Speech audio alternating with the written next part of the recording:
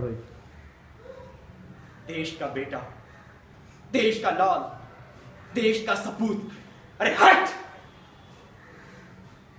देश की सीमा, देश का जवान, अरे जब तक है जान तब तक है जान।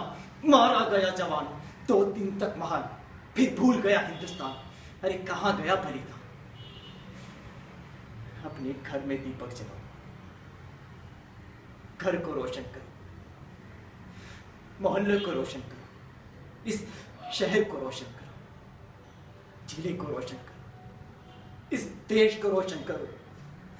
सारा देश जगमगा उठेगा।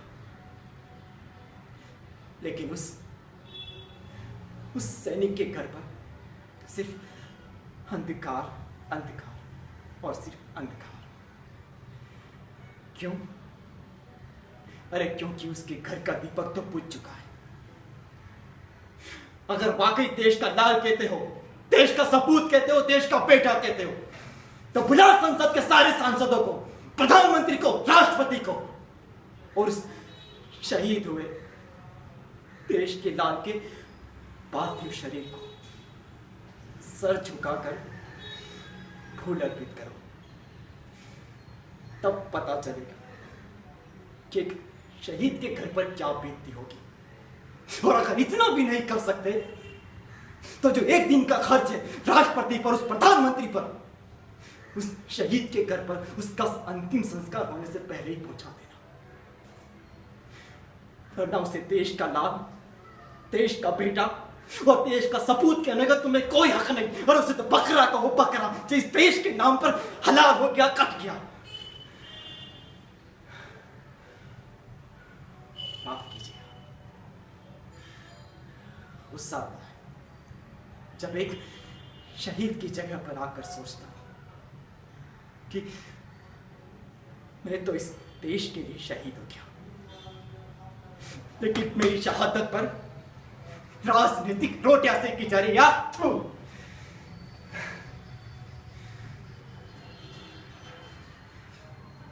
हमारे 10 जवानों की सर सीमा पर ही काट लिए जाते हैं। बड़ी हिम्मत करके हमारी तरफ से जवाब दिया जाता है कि ईंट का जवाब हम पत्थर से देंगे, लेकिन ना ईंट मिली ना पत्थर, और देश निरुत्तर। कौन देगा जवाब? हाँ, है कोई है? कोई नहीं। क्यों? क्योंकि हम सब जानते हैं कि हम 2 दिन तक रोएंगे, नारे लगाएंगे, चिल्लाएंगे, फिर सब कुछ भूल जाएंगे। अरे बेशर्मी से झुके हुए सर फिर तन जाएंगे। हम फिर जय जयकार लगाएंगे, भारत माता की जय, भारत माता की जय, भारत माता की जय।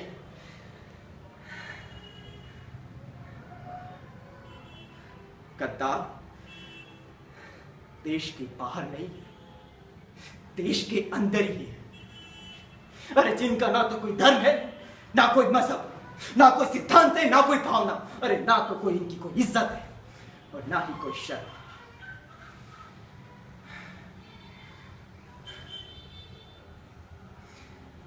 लेकिन जो अंदर बैठे हुए हैं ना, वो जहरीले नाक से भी ज्यादा जहरीले हैं। और अगर इनके फन नहीं कुछ ले गए तो इसी तरह हमारे सैनिकों को ढसते रहेंगे और हमारे सैनिक इसी तरह शहीद होते रहेंगे और हम मातम मनाते रहेंगे। रात का समय, चारों तरफ सिर्फ अंधकार, सब तरफ सन्नाटा। दिन भर के थके हुए सैनिक अपने कैंपों में आराम कर रहे हैं। सिर्फ उनके सोने की और उनकी खराबे की आवाज आ रही है।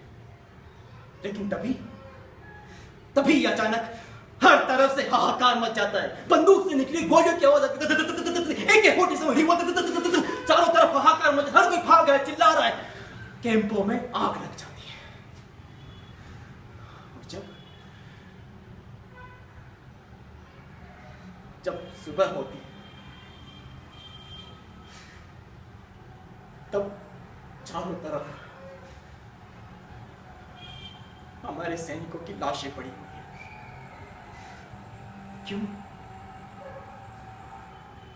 उन सैनिकों का कसूर क्या था? क्यों हमारे देश के सैनिक थे, हमारे देश की सीमा के रक्षक थे, और आतंकवादी कायम।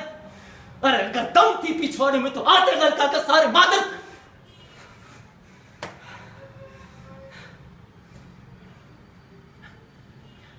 माफ कीजिए,